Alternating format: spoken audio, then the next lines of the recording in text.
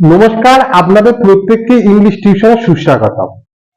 আজ আমি West Bengal board of secondary এডুকেশনের ক্লাস 10 এ যে দ্য পাসিং অ্যাওয়ে অফ বাপু নামক গল্পটা রয়েছে সেটা নিয়ে আলোচনা করব এবং গল্পের লেখিকা হলেন নয়নতারা Sehgal.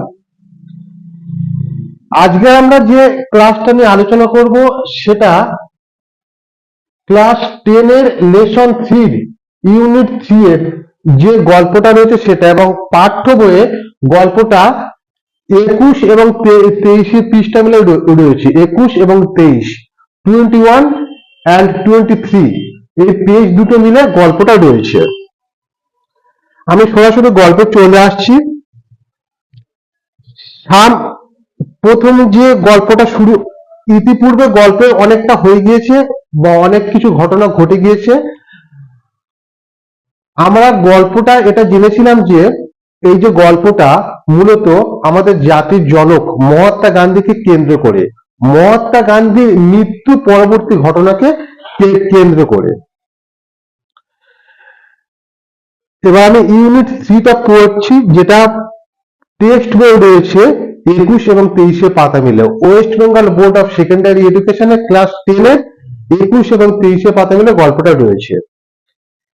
Some days after the funeral, funeral মানে কি অন্ত্যেষ্টিক্রিয়া, অন্ত্যেষ্টিক্রিয়ার কিছুদিন পর স্পেশাল ট্রেন, একটা বিশেষ ট্রেন নিয়ে গিয়েছিল গান্ধীজির অ্যাশেস। এখানে গান্ধীজির পরে একটা অ্যাপোস্ট্রফি শেষ দিয়েছে, গান্ধীজির অ্যাশেস। অ্যাশেস মানে কি চিতাভস্ম, টু এলাহাবাদ, এলাহাবাদে।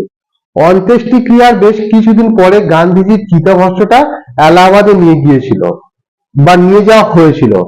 এই মানে গান্ধীজি অন্ত্যেষ্টিক্রিয়াটা তাহলে কোথায় হয়েছিল? গান্ধীজি অন্ত্যেষ্টিক্রিয়াটা হয়েছিল দিল্লিতে। The compartment was ডেকড with flowers. এই যে কম্পার্টমেন্টটা মানে ট্রেনের যে কামরাটা, ডেক মানে সাজানো, মানে ডেকোরেশন করা হয়েছিল উইথ ফ্লাওয়ার্স, ফুল দিয়ে। পিপল অন দ্য ট্রেন, ট্রেনের লোকজনেরা শ্যাং ভজন, ভজন গান গাইছিল। এসএনজি শ্যাং, এটা পাস্ট টেন্স, এর প্রেজেন্ট টেন্স কি sing. People did not weep anymore for they could feel Gandhiji's presence amid the flower and songs. People did not weep মানে লোকজনেরা কান্নাকাটি করছিল না, এনিমোর আর, ফর কারণ, দে কুড ফিল তারা অনুভব করতে পেরেছিলেন, গান্ধীজি's presence মানে গান্ধীজির উপস্থিতিটা, amid the flower and song ফুল এবং গানের মধ্যে গান্ধীজির উপস্থিতিটা তারা অনুভব করতে পেরেছিলেন। At every station, প্রতিটা স্টেশনে, সরফুল ক্রাউডস, সরফুল মানে কি দুঃখী, ক্রাউডস মানে লোকজনের ভিড়, ফিল্ড মানে পরিপূর্ণ করেছিল দ্য প্ল্যাটফর্ম, প্ল্যাটফর্মটা।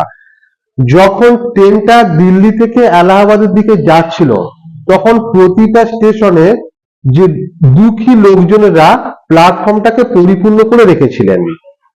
অ্যামিড সং অ্যান্ড প্রেয়ার, গান এবং প্রার্থনার মধ্যে দিয়ে দ্য ট্রেন, ট্রেনটা রিস্ট পৌঁছেছিল এলাহাবাদ, এলাহাবাদে পৌঁছেছিল।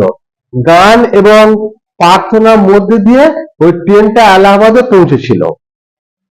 দ্য অ্যাশেস ওয়ার ইমার্সড, ছাইটা ইমার্সড মানে কি বিসর্জন দেওয়া হয়েছিল, ইন দ্য গাঙ্গেজ গঙ্গা নদীতে, হয় যেখানে এ হিউজ ক্রাউড, হিউজ মানে কি বিশাল, ক্রাউড মানে ভিড়, হ্যাড গ্যাদার্ড, গ্যাদার্ড মানে কি একত্রিত হওয়া, অ্যাট দ্য ব্যাংক, ব্যাংক মানে কি নদীর তীরে, নদীর তীরে যেখানে অনেক লোকজন জমায়েত হয়েছিল সেখানে গান্ধীজির চিতাভস্মটাকে বিসর্জন দেওয়া হয়েছিল বা ভাসিয়ে দেওয়া হয়েছিল। আফটারওয়ার্ডস তারপরে, উই অল ওয়েন্ট আমরা প্রত্যেকে চলে গিয়েছিলাম, ব্যাক টু দিল্লি, দিল্লিতে ফিরে গিয়েছিলাম। ওয়েন্টটা এটা পাস্ট টেন্সে, গো ওয়েন্ট গান, গোটা হলো প্রেজেন্ট টেন্স মানে গো মানে যাওয়া, পাস্ট টেন্সে ওয়েন্ট, পাস্ট পার্টিসিপেলে গান, গো ওয়েন্ট গান। তারপর আমরা প্রত্যেকে দিল্লিতে চলে গিয়েছিলাম। এটা 21 পাতা। এবার 23 পাতা খেয়াল করে দেখো, 22 পাতা একটা ছবি দেওয়া রয়েছে, এবার 23 পাতা দেখো। ব্যাক ইন দিল্লি, দিল্লিতে ফিরে এসে আই ফেল্ট, আমি অনুভব করলাম অ্যাট সি, সমুদ্রে।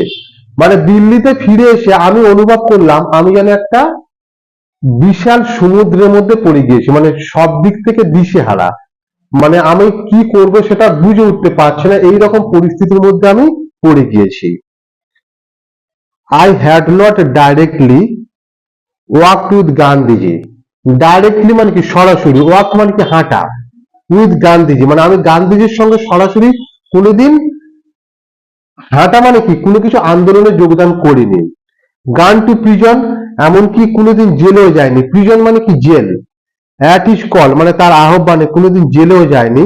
Or made any sacrifice for my country, sacrifice মানে কি আত্মত্যাগ করা, কান্ট্রি মানে দেশ, এমনকি আমার দেশের জন্য কোনো আত্মত্যাগ করিনি। মানে আমি গান্ধীজির সঙ্গে সরাসরি কোনো আন্দোলনে যোগদান করিনি, কোনোদিন কিছু জেলে যায়নি, এমনকি আমার দেশের জন্য কোনো কিছু আত্মত্যাগ করিনি। মাই সিস্টার্স অ্যান্ড আই, মানে লেখিকা বলছেন মাই সিস্টার মানে লেখিকার বোন এবং মানে তিনি নিজে মানে আমি, অ্যান্ড আদার ইয়ং পিপল এবং অন্যান্য যুবক লোকেরা, লাইক মি আমার মতোই, হ্যাড মিয়ারলি অর লুকাস কেবলমাত্র তাকে একজন আদর্শ ব্যক্তিত্ব বলেই মনে করতাম। বাট স্টিল তথাপি আই ফেল্ট অ্যাট সি, তবুও যেন আমার মনে হলো এত কিছু কাণ্ড, মানে আমি কোনো কিছু কোনোদিন তার সঙ্গে আন্দোলনে যোগদান করিনি, সরাসরি তার সঙ্গে কোনোদিন কিছু কথাবার্তা হয়নি, এমনকি তারা আহ্বানে জেলেও যায়নি, ইভেন মানে আমি দেশের জন্য কোনো আত্মত্যাগ করিনি, তবুও যেন মনে হলো আমি সমুদ্রের মধ্যে পড়ে গিয়েছি। I felt I had grown up with a magic circle, felt মানে অনুভব করা, গ্রো আপ মানে গ্রোন আপ, এখানে এখানে গ্রোন আপ দেওয়া হয়েছে, গ্রোন আপ মানে বেড়ে ওঠা বা বৃদ্ধি পাওয়া। গ্রোনটা এটা পাস্ট পার্টিসিপেলে রয়েছে, এটা পার্শ্ব স্পিচগত ভাবে verb. Grow, গ্রিউ, grown, grow, গ্রিউ, grown, GROW, grow মানে বেড়ে ওঠা। এর পাস্ট টেন্স হলো গ্রিউ, GREW, গ্রিউ, grown, GROWN, grow, গ্রিউ, grown.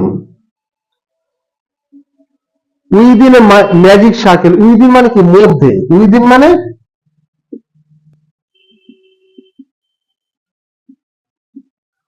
Within মানে মধ্যে, ম্যাজিক সার্কেল মানে একটা জাদু বৃত্ত, ম্যাজিক মানে কি জাদু, সার্কেল মানে বৃত্ত, ম্যাজিক মানে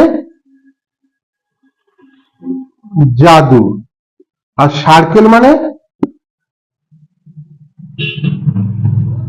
CIRCL, সার্কেল মানে বৃত্ত। মানে আমার মনে হলো আমি যেন একটা জাদু বৃত্তের মধ্যে বরফ হয়েছি। উইথ বাপুজ পাসিং অ্যাওয়ে মানে বাপুর মারা যাওয়াতে মানে মহাত্মা গান্ধী মারা যাওয়ার ফলে, আই ফেল্ট আমি অনুভব করলাম, দ্য ম্যাজিক সার্কেল এই যে জাদু বৃত্তটা, হ্যাড ভ্যানিশড, ভ্যানিশড মানে কি অদৃশ্য হয়ে যাওয়া। লিভিং মি আনপ্রোটেক্টেড, লিভিং মানে কি ছেড়ে চলে যাওয়া, আমাকে আনপ্রোটেক্টেড, আনপ্রোটেক্টেড মানে কি অসুরক্ষিত, আনপ্রোটেক্টেড মানে প্রোটেক্ট, আনপ্রোটেক্টেড মানে অসুরক্ষিত, এবং আমাকে অসুরক্ষিত রেখে চলে গেল। উইথ অ্যান এফর্ট, তারপরে যে প্যারাটা দেখো, উইথ অ্যান এফর্ট চেষ্টার ফলে, আই রাউস্ট মাইসেলফ আমি নিজেকে জাগিয়ে তুললাম। এফর্ট মানে চেষ্টার ফলে, রাউস্ট মানে জাগরিত করা, চেষ্টার ফলে আমি নিজেকে জাগরিত করলাম। আই আস্কড মাইসেলফ আমি নিজেকে জিজ্ঞাসা করলাম, had Bapu lived and died for nothing, Gandhiji কি শুধুমাত্রই বেঁচে ছিলেন এবং তিনি কি শুধুমাত্রই মারা গেলেন, মানে গান্ধীজির যে সমস্ত জীবনে শুধু কি জীবন মৃত্যুর মধ্যেই তিনি আবদ্ধ ছিলেন, এই যে পরিসরে তিনি কি কোনো কিছু বৃহৎ কাণ্ড করেননি, মানে লেখক এই মানেটা করতে চেয়েছেন। How could I so easily lose courage when he was no longer there, courage মানে কি সাহস, লুজ মানে হারানো, তাহলে আমি যেহেতু গান্ধীজি নেই তাহলে আমি কেমন ভাবে এত সহজে আমার সাহসটা হারিয়ে ফেলবো? My values were not so weak. Values মানে কি? মূল্যবোধ। আমার মূল্যবোধ এতটা দুর্বল ছিল না। উইক মানে দুর্বল। Millions of people would have been ordinary folk for Bapu. মানে লক্ষ লক্ষ লোক গান্ধীজিকে আদর্শ বলে মনে করতেন।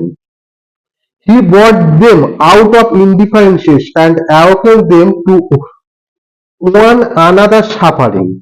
He brought them, brought মানে brought টা past tense এ, bring টা প্রেজেন্ট টেন্সে। bring মানে আনা, brought মানে এনেছিলেন।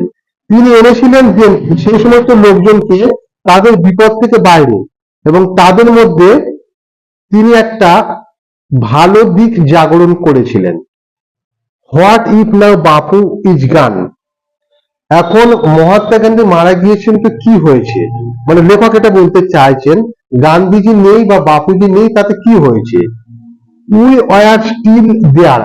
আমরা তো রয়েছি। Young, strong and proud to bear his banner before us. যুবক, শক্তিশালী এবং তার যে পতাকাটা গর্বের সহকারে বহন করতে পারবো। পতাকা মানে কি? গান্ধীজির যে আদর্শ, গান্ধীজি যে একটা কর্মপন্থা শুরু করেছিলেন, সেই কর্মপন্থাটাকে এখানে ব্যানার ব্যানার বলে তুলনা করে। ব্যানার মানে অ্যাকচুয়াল পতাকা, কিন্তু এখানে পতাকা অর্থে নয়, তার আদর্শটাকে আমরা গর্বের সহকারে বহন করে নিয়ে যেতে পারবো। বাপু হ্যাড পাস্ট অ্যাওয়ে। গান্ধীজি মারা গিয়েছেন, বাট কিন্তু his India would continue to live in his children. কিন্তু তিনি তার দেশে ছেলে মেয়েদের মধ্যে এখনো বেঁচে রয়েছেন। চিলড্রেন মানে কি? শিশু বা বাচ্চারা। চিলড্রেনটা বহু বচন, চাইল্ড মানে একটা শিশু, চিলড্রেন মানে অনেকগুলো শিশু। আজকের আমি এতদূর পর্যন্ত এই ক্লাসটা আলোচনা করলাম। এটা মূলত টেক্সট বইয়ের 21 এবং 23 পাতা মিলে রয়েছে। আমাদের চ্যানেলের ভিডিও সম্পর্কে আপনাদের কোনো কিছু মতামত থাকলে নিচে কমেন্ট বক্সে লিখে অবশ্যই জানাবেন। ধন্যবাদ।